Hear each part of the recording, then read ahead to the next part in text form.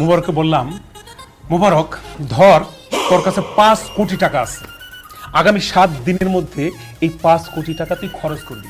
কোথায় কোথায় কিভাবে কোন কোন খাতে খরচ করবি হিসাব চুকে আমাকে জানাবি। তাহলে তো হিসাব মিলেই গেল, দুজনের টার্গেটই তো এক। আমার অনেক ঘুম পাচ্ছে, ঘুমাই। হ্যাঁ অবশ্যই ঘুমাবে। পৃথিবীর সমস্ত প্রশান্তি যেন মুবারকের বিছানায় এসে বাসা বেঁধেছে। শুয়ে পড়ো।